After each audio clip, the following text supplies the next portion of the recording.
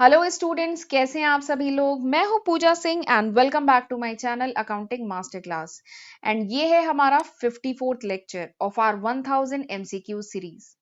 And आज के lecture में हम करेंगे MCQ objective question on subject principles of management, जिसको फंडामेंटल ऑफ मैनेजमेंट भी कहते हैं। वैसे अगर आप मेरे चैनल पे फर्स्ट टाइम आए हैं ना, तो मैं अपने चैनल के बारे में भी थोड़ा सा बताना चाहूंगी। मेरे चैनल पे आपको financial accounting, cost accounting, management accounting, advance financial accounting, 1000 MCQ series, statistic, इन सभी सब्जेक्ट की कंप्लीट वीडियो लेक्चर सीरीज मिलती है, जिसको मैंने बहुत डिटेल में विद नोट्स एंड न्यूमेरिकल पढ़ाया है। तो जरूर इन वीडियोस का फायदा उठाइए, मेहनत से पढ़िए, ठीक है। खुद भी पढ़िए और अपने फ्रेंड्स के साथ भी इन्हें ज्यादा से ज्यादा शेयर करिए। मैंने आपके लिए 250 से भी ज्यादा वीडियो लेक्चर्स अपने चैनल पे अपलोड किए हुए हैं, तो उनका फायदा उठाइए। और आने वाले टाइम में मैं और भी कई सब्जेक्ट कवर करने वाली हूँ। ये जो स्क्रीन पे आपको सब्जेक्ट दिख रहे हैं, ये मैं ऑलरेडी कवर कर चुकी हूँ। और आने वाले टाइम में मैं इकोनॉमिक्स पे एमसीक्यू तो कवर कर चुकी हूँ, लेकिन इकोनॉमिक्स पे अभी मैंने थ्योरी नहीं पढ़ाई है। तो आने वाले टाइम में मैं इकोनॉमिक्स पढ़ाऊंगी, एफएम पढ़ाऊंगी, ऑडिटिंग पढ़ाने का है, टैक्स, इनकम टैक्स पढ़ाऊंगी। और फिर जैसे जैसे आप लोग की डिमांड आती जाएगी वो सब्जेक्ट कवर करती जाऊंगी। तो ये सब मैं आप लोगों के लिए कर रही हूँ। तो मैं चाहूंगी कि आप लोग इसका फायदा उठाइए और इस वीडियो लेक्चर के बाद जरूर मेरे चैनल पे जाके प्लेलिस्ट चेक करिए, ठीक है। और मुझे उम्मीद है कि जो भी टॉपिक आप सर्च कर रहे होंगे पढ़ने के लिए, वो आपको मेरे चैनल पे मिल जाएगी, ठीक है। और एक बात और है कि मेरे चैनल पे जितने भी अपलोडेड वीडियोस हैं, उनके अगर आपको नोट्स चाहिए, जो पीपीटीज हैं, अगर वो आपको पीडीएफ फॉर्म में चाहिए, then you can ping me on my Telegram ID. आप मुझे मेरी टेलीग्राम आईडी पे पिंग कर सकते हैं, राइट। तो फिर चलिए हम आज का लेक्चर स्टार्ट करते हैं। फर्स्ट क्वेश्चन, पहला क्वेश्चन है, which one of the following is not part of communication process. ठीक है, पहला क्वेश्चन है कि इनमें से कौन सा है जो कम्युनिकेशन प्रोसेस का पार्ट नहीं है। ठीक, तो पॉम यानी प्रिंसिपल्स ऑफ मैनेजमेंट का एक बहुत ही इंपॉर्टेंट टॉपिक है, दैट इज कम्युनिकेशन। ठीक है, कम्युनिकेशन एक बहुत इंपॉर्टेंट टॉपिक है। इवन कहा जाता है कि communication is like the blood in the human body. Communication flow is like a blood in the human body. जैसे ह्यूमन बॉडी में ब्लड का फ्लो कभी नहीं रुकता ना, वैसे ही किसी भी ऑर्गेनाइजेशन में या सोसाइटी में कम्युनिकेशन का जो फ्लो है वो कभी नहीं रुकता। ठीक है, तो ये एक बहुत ही इंपॉर्टेंट टॉपिक है प्रिंसिपल्स ऑफ मैनेजमेंट का, कम्युनिकेशन। ठीक है, तो उसी से क्वेश्चन है पहला कि which one of the following is not part of communication process. इसमें से कौन सा कम्युनिकेशन प्रोसेस का पार्ट नहीं है। तो हम जानते हैं कि there are 7 elements in the communication process. Communication process में 7 एलिमेंट्स होते हैं, ठीक है। तो आपको एलिमेंट कह लीजिए चाहे पार्ट कह लीजिए, तो आपको बताना है कि कौन से इसमें से ये जो 4 ऑप्शन दिए गए हैं, encoding, decoding, medium and situation, इसमें से कौन कम्युनिकेशन प्रोसेस का पार्ट नहीं है। ठीक है, तो चलिए मैं आपको 7 जो इसके पार्ट है कम्युनिकेशन प्रोसेस के, मैं आपको 7 पार्ट्स बता देती हूँ, फिर आप खुद ही बता देंगे कि इसमें से कौन सा पार्ट नहीं है। पहला क्या है, सेंडर। ठीक है, दूसरा पार्ट क्या है, दूसरा है मैसेज। तीसरा पार्ट क्या है, इनकोडिंग। चौथा पार्ट क्या है, चैनल। चैनल कहिए चाहे उसे मीडियम कहिए, ठीक है। पांचवा पार्ट क्या है, रिसीवर। छठा पार्ट क्या है, decoding. And seventh part is feedback. Seventh part क्या है, फीडबैक है। तो ये 7 एलिमेंट्स है या कह लीजिए 7 पार्ट्स है कम्युनिकेशन प्रोसेस के। तो आप समझ सकते हैं इनकोडिंग तो है, डिकोडिंग भी है, मीडियम या चैनल भी पार्ट है, लेकिन सिचुएशन की कहीं बात नहीं हो रही है कम्युनिकेशन प्रोसेस में। तो यानी आंसर क्या है, option D is the correct answer. Situation is not the part of communication process. ठीक, चलिए आगे बढ़ते हैं। अगला क्वेश्चन क्या है, dash is the process of interesting part of the work by superior to his और हर सबऑर्डिनेट। यानी किस प्रोसेस के थ्रू जो सुपीरियर होता है वो मतलब कह लीजिए इंटरेस्ट करता है पार्ट ऑफ हिज वर्क, यानी अपने वर्क का जो पार्ट है वो इंटरेस्ट करता है टू हिज सबऑर्डिनेट। किस प्रोसेस के थ्रू वो देता है अपना जो काम है, वो अपने सबऑर्डिनेट को डेलीगेट करता है, किस प्रोसेस के through. Centralisation, accountability, delegation of authority या रिस्पॉन्सिबिलिटी, किसके थ्रू करता है। ठीक है, दिस इज द क्वेश्चन। तो मैं आपको इन चारों के ही बारे में बता देती हूँ। आप खुद ही डिसाइड कर लेंगे किसके थ्रू सुपीरियर अपने वर्क को, अपने पार्ट ऑफ वर्क को, पूरे काम को नहीं, पार्ट ऑफ वर्क को अपने जूनियर, अपने सबऑर्डिनेट को डेलीगेट करता है, किसके थ्रू। मैं आपको चारों के बारे में बता देती हूँ। सबसे पहला है सेंट्रलाइजेशन। सेंट्रलाइजेशन मतलब जो भी डिसीजन मेकिंग पावर है, जब वो सेंट्रलाइज होता है, सेंटर्ड होता है इन अ फ्यू हैंड्स, यानी कुछ टॉप मैनेजमेंट के लोग हैं, कुछ लीडर्स हैं जिनके हाथ में डिसीजन मेकिंग पावर हो, तो उसको कहते हैं सेंट्रलाइजेशन। ठीक है, डिसीजन मेकिंग पावर सेंट्रलाइज है, एक जगह कलेक्टेड है, कुछ ही लोग हैं जो ऑर्गेनाइजेशन के लिए डिसीजन ले सकते हैं, तो उसे कहते हैं सेंट्रलाइजेशन। दूसरा क्या है? अकाउंटेबिलिटी। अकाउंटेबिलिटी मतलब जवाबदेही। तो बेसिकली अकाउंटेबिलिटी क्या है? इट्स अ मैनेजमेंट प्रोसेस, ठीक है, जो इंश्योर करता है कि एम्प्लॉय आंसरेबल होगा to their superior for their action, यानी एम्प्लॉय अपने एक्शन के लिए अपने सुपीरियर को आंसरेबल होगा, एंड अकॉर्डिंगली जो सुपरवाइजर है वो भी उसी के अकॉर्डिंग बिहेव करेगा। ठीक है, तो दिस इज अकाउंटेबिलिटी। अगला क्या है? रिस्पॉन्सिबिलिटी। रिस्पॉन्सिबिलिटी मतलब जिम्मेदारी। रिस्पॉन्सिबिलिटी मतलब obligation of an individual to perform his duty, यानी इंडिविजुअल का ऑब्लिगेशन कि वो अपनी ड्यूटी को अच्छे से परफॉर्म करे, this is responsibility. Next is delegation of authority. Delegation of authority मतलब वो ऑर्गेनाइजेशन प्रोसेस जिसके थ्रू मैनेजमेंट अपने वर्क जो होता है उसको, उसका एक सर्टेन पार्ट या अपने वर्क को अपने जूनियर्स, अपने सबऑर्डिनेट में डिवाइड करता है, उसको कहते हैं डेलीगेशन ऑफ अथॉरिटी। तो आप समझ सकते हैं यहाँ पे आंसर क्या होगा, option C is the correct answer. Next question.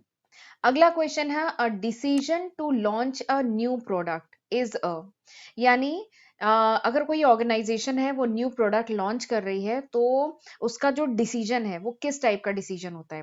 वो क्या प्रोग्राम डिसीजन है, नॉन रूटीन डिसीजन है, पर्सनल डिसीजन है, या ऑर्गेनाइजेशनल डिसीजन है? ठीक है, a decision to launch a new product, new product launch करने का जो डिसीजन है वो इन चारों में से कौन सा होता है? This is the question. ठीक, तो हम लोग अभी लास्ट के कुछ वीडियोस में मैंने आपको बताया था टाइप ऑफ डिसीजन। कई टाइप के डिसीजन होते हैं, हमने सारे ही डिसीजन मैंने आपको डिटेल में उस वीडियो में बताया हुआ है। ठीक है, टाइप ऑफ डिसीजन हमने पढ़ा था, तो कई टाइप के डिसीजन होते हैं। मैं केवल शॉर्ट में आपको अभी नाम बता रही हूँ, और ये वाला जो आपको चार ऑप्शन जो क्वेश्चन में दिए हैं उनको मैं एक्सप्लेन कर दूंगी। ठीक है, तो अगर टाइप ऑफ डिसीजन की बात करें तो पहला होता है स्ट्रैटेजिक एंड रूटीन डिसीजन। हमने डिस्कस किया था ना, स्ट्रैटेजिक एंड रूटीन डिसीजन। दूसरा क्या होता है? Programmed and non programme decision. ठीक, तीसरा क्या होता है? Individual and group decision. Next क्या होता है? Policy and operating decision. Next क्या होता है? ऑर्गेनाइजेशनल एंड इंडिविजुअल, या कह लीजिए ऑर्गेनाइजेशनल एंड पर्सनल डिसीजन। ठीक है, तो ये बेसिकली पांच डिवीजन है, पांच टाइप के डिसीजन है तो जो ऑर्गेनाइजेशन में लिए जाते हैं। ठीक है, तो वही आपको यहाँ पे ऑप्शन में दिए गए हैं, आपको बताना है कि which one is the correct answer. जब भी कोई ऑर्गेनाइजेशन न्यू प्रोडक्ट लॉन्च करने का डिसीजन लेती है तो किस टाइप का डिसीजन होता है? तो चलिए मैं ये चार ऑप्शन जो क्वेश्चन में दिए गए हैं ये आपको बता देती हूँ, तो आप खुद ही आंसर कर लेंगे। पहला क्या है? Programme decision. प्रोग्राम डिसीजन यानी वो decision which is related with those function which are repetitive in nature, यानी वो डिसीजन जो उन फंक्शन से रिलेटेड है ऑर्गेनाइजेशन के, जो रिपीटेटिव हैं, जो बार बार होते हैं, वो होते हैं programme decision. Non routine decision मतलब वो decision which are not repetitive, या जो डेली फंक्शनिंग, जो ऑर्गेनाइजेशन की डेली फंक्शनिंग से जो रिलेटेड डिसीजन नहीं है, जो नॉन रूटीन है, डेली नहीं जिन डिसीजन को लेना पड़ता है, वो होते हैं नॉन रूटीन डिसीजन। अगला क्या है? Personal decision. पर्सनल डिसीजन मतलब अगर कोई एग्जीक्यूटिव डिसीजन ले रहा है in personal capacity which is not related with organization, ठीक है, जो ऑर्गेनाइजेशन से रिलेटेड नहीं है, तो that is called personal decision. दूसरा नेक्स्ट क्या है? ऑर्गेनाइजेशनल डिसीजन, यानी जब टॉप मैनेजमेंट डिसीजन लेता है in official capacity on behalf of organisation, organisation के बिहाफ में जब ऑफिशियल डिसीजन लेते हैं तो उसे कहा जाता है ऑर्गेनाइजेशनल डिसीजन। तो अब मेरे ख्याल से आप बता सकते हैं कि which one is the correct answer, यहाँ पे किस टाइप के डिसीजन की बात हो रही है? तो option D is the correct answer, यहाँ पे ऑर्गेनाइजेशनल डिसीजन की बात हो रही है। जब भी कोई नया प्रोडक्ट लॉन्च किया जाता है तो वो जो उसको लॉन्च करने का जो डिसीजन है वो प्रोग्राम नहीं है, नॉन रूटीन नहीं है, पर्सनल नहीं है, वो क्या है? ऑर्गेनाइजेशनल डिसीजन है, राइट। चलिए अगला क्वेश्चन देखते हैं। नेक्स्ट क्वेश्चन है, dash process is an interplay of three things, leader, follower and situation. यानी कौन सा प्रोसेस है जिसमें मेनली तीन एलिमेंट्स मेन होते हैं जो इंटरप्ले कर रहे होते हैं। पहला क्या है, लीडर, दूसरा क्या है, फॉलोअर, तीसरा क्या है, सिचुएशन। यानी ये तीन एलिमेंट आपस में इंटरप्ले कर रहे होते हैं, तो ऐसे प्रोसेस को क्या कहा जाता है। ठीक, दिस इज द क्वेश्चन। तो अच्छा, ऑप्शन एक बार बता देती हूँ। ऑप्शन क्या क्या है, कंट्रोल कहते हैं इसे, मोटिवेशन कहते हैं, लीडरशिप कहते हैं कि प्लानिंग कहते हैं। इन चारों में से कौन सा सही आंसर है, ये आपको बताना है।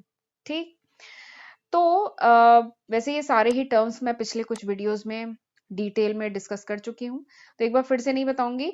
बस मैं थोड़ा सा आपको लीडरशिप के बारे में बता देती हूँ कि लीडरशिप क्या है। हम एक बार मैं पहले बता चुकी हूँ कि लीडरशिप वो प्रोसेस है जिसके थ्रू इन्फ्लुएंस किया जाता है बिहेवियर ऑफ अदर्स।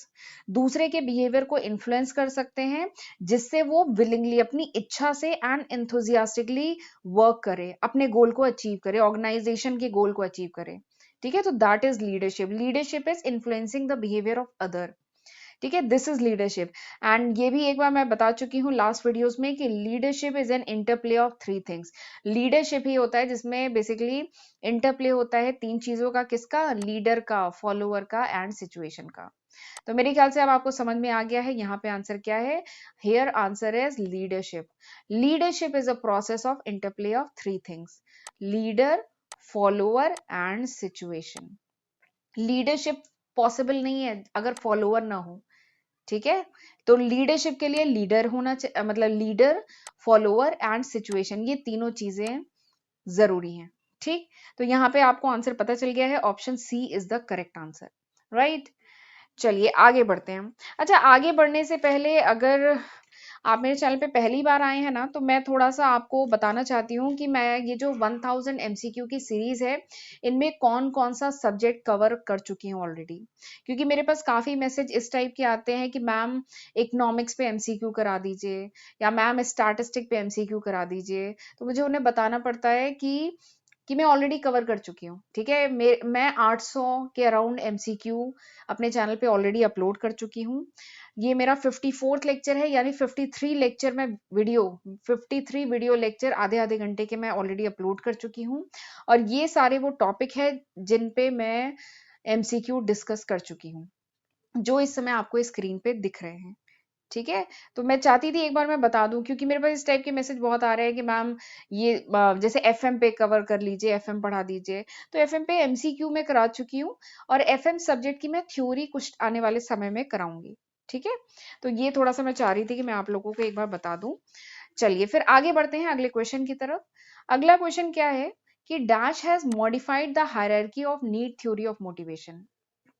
यानी इनमें से कौन है जिसने मॉडिफाई किया था मैस्लो की जो नीड हायरार्की थ्योरी थी। आपने पढ़ा होगा मैस्लो की need hierarchy theory of motivation. इनमें से कौन है जिन्होंने उसको मॉडिफाई किया था, ब्रूम ने, मैकग्रेगर ने, हर्ट्जबर्ग ने, या मैकलिंड ने, किसने किया था। तो हम जानते हैं मैस्लो की जो नीड हायरार्की थ्योरी थी, याद आ रहा है, उसमें 5 लेवल्स थे। जितनी भी नीड्स थी इनको 5 लेवल्स में डिवाइड किया गया थे। ठीक है, तो इन चारों में देखो, व्रूम ने तो दी थी एक्सपेक्टेंसी थ्योरी, हर्ट्जबर्ग ने टू फैक्टर थ्योरी दी थी, मैकग्रेगर ने थ्योरी एक्स थ्योरी पाई दी थी। जो इसमें से मैकलिंड है, जो मैकलिंड है, इन्होंने आइडेंटिफाई किया था there are 3 type of basic motivating need. जो जितनी भी मोटिवेटिंग नीड्स हैं इनको इन्होंने 3 टाइप का बताया था। इन्होंने क्लासिफाई किया था नीड्स को 3 टाइप में। ठीक है, जो भी मोटिवेटिंग नीड्स हैं इनको 3 टाइप में डिवाइड किया था। पहला था नीड फॉर पावर, पहला था नीड फॉर पावर। ठीक है, मैकलेंड ने कहा था सबसे पहली जो नीड होती है that is need for power. अगला होता है need for affiliation, next is need for achievement. ठीक है, एफिलिएशन, अचीवमेंट एंड पावर। तो मैकलेंड ने ये जो मैस्लो की नीड हायरार्की थ्योरी थी इसको मॉडिफाई किया था और नीड्स को 3 टाइप का बताया था, need for power, need for affiliation and need for achievement. तो यहाँ पे आंसर क्या होगा, यहाँ पे होगा option D is the correct answer, कि मैकलेंड ने मॉडिफाई किया था मैस्लो की नीड हायरार्की थ्योरी। ठीक, चलिए अगले क्वेश्चन पे चलते हैं। There can be no leadership, there can be no leadership without manager. Without subordinate, without follower, without supervisor. ठीक है, ये 4 ऑप्शन आपको दिए गए हैं। तो अभी लगभग मैंने पिछले जो आई थिंक क्वेश्चन नंबर 96 जो था, हाँ 96 में ही अभी मैंने एक्सप्लेन किया है कि लीडरशिप में there is an interplay of 3 things, 3 चीजों का इंटरप्ले होता है, एक लीडर, एक फॉलोअर और एक सिचुएशन। अभी बताया ना क्वेश्चन नंबर 96 में। तो leadership is not possible without follower. यहाँ क्या पूछा जा रहा है, there can be no leadership without, किसके बिना लीडरशिप पॉसिबल नहीं है, मैनेजर, हर मैनेजर लीडर नहीं होता, ठीक है, मैनेजर नहीं होगा यहाँ पे, सब ऑर्डिनेट नहीं होगा, लेकिन फॉलोअर, यहाँ पे फॉलोअर होगा। Leadership not possible without follower, follower के बिना लीडरशिप नहीं होती। ठीक है, तो option C is the correct answer, option C सही आंसर है। चलिए अगले क्वेश्चन पे चलते हैं। Bureaucracy theory was invented by, ये जो ब्यूरोक्रेसी की थ्योरी थी ये किसने दी थी, एल्टन मायो ने, हेनरी फ्योल ने, मैक्स वेबर ने या पीटर ड्रकर ने, किसने दी थी ब्यूरोक्रेसी की theory, this is the question. तो चलिए मैं सबके बारे में बता देती हूँ, सबने क्या कहा था, कौन सी थ्योरी दी थी। तो एल्टन मायो, इन्होंने मैनेजमेंट की थ्योरी दी थी। इन्होंने कहा था कि जो वर्कर हैं वो मोटिवेट होते हैं by social and relational forces more than the financial and environmental condition, यानी फाइनेंशियल या एनवायरमेंटल कंडीशन से ज्यादा वर्कर किससे मोटिवेट होते हैं, सोशल एंड रिलेशनल फोर्सेस से। ठीक है, तो इन्होंने सोशल एंड रिलेशनल फोर्सेस पे एम्फेसिस दिया था एल्टन मायो ने। दूसरे थे हेनरी फ्यूल, इन्होंने एडमिनिस्ट्रेटिव की थ्योरी दी थी, एडमिनिस्ट्रेटिव थ्योरी ऑफ मैनेजमेंट दिया था, जिसमें उन्होंने 14 प्रिंसिपल्स जो हैं, फ्यूल के जो 14 प्रिंसिपल हैं वो डिस्कस किए थे। ठीक है, नेक्स्ट इज पीटर ड्रकर। पहले मैं पीटर ड्रकर के बारे में बताती हूँ। ये जो पीटर ड्रकर थे इन्होंने भी मैनेजमेंट की थ्योरी दी थी और इन्होंने बहुत सारे इंपॉर्टेंट कॉन्सेप्ट दिए थे, जैसे डिसेंट्रलाइजेशन, एमबीओ, एमबीओ जान रहे हैं ना, मैनेजमेंट बाय ऑब्जेक्टिव का कॉन्सेप्ट भी इन्होंने ही दिया था पीटर ड्रकर ने। ठीक है, स्मार्ट का कॉन्सेप्ट, SMART, जो स्मार्ट का जो प्रोसेस है वो भी पीटर ड्रकर ने दिया था। तो इन्होंने बहुत सारे इंपॉर्टेंट कॉन्सेप्ट दिए थे, मैनेजमेंट थ्योरी दी थी। ठीक, उसके बाद आते हैं मैक्स वेबर। तो मैक्स वेबर, ठीक है, इन्होंने दी थी ब्यूरोक्रेसी की थ्योरी। इन्होंने क्या कहा था कि there must be a fixed hierarchical structure for organisation, यानी ऑर्गेनाइजेशन का एक फिक्स्ड हायरार्किकल स्ट्रक्चर होना चाहिए। There should be clear rule, regulation, line of authority clear होनी चाहिए। तो इन्होंने ब्यूरोक्रेसी की थ्योरी दी थी। तो क्वेश्चन क्या है कि ब्यूरोक्रेसी की थ्योरी किसने दी थी, तो option C is the correct answer, Max Weber ने दी थी। ठीक, तो option C is the correct answer. So this was the last question of this lecture, ये आज के लेक्चर का आखिरी क्वेश्चन था और मैं उम्मीद करती हूँ आज मैंने जो कुछ भी पढ़ाया आपको अच्छे से समझ में आया होगा। बस मेरी आपसे एक रिक्वेस्ट है कि इन वीडियो को अपने तक ही मत रखिए। मैं इतना एफर्ट कर रही हूँ, मेरा पर्पस है कि मैं ज्यादा से ज्यादा बच्चों को पढ़ा पाऊँ और ये मेरा जो पर्पस है ये तभी फुलफिल हो पाएगा जब आप इन वीडियो को अपने तक ही नहीं रखेंगे, अपने क्लासमेट्स के साथ, अपने जूनियर्स के साथ इनको शेयर करेंगे। So keep sharing my video. मिलते हैं फिर अगले लेक्चर में, तब तक अपना ध्यान रखिएगा। God bless.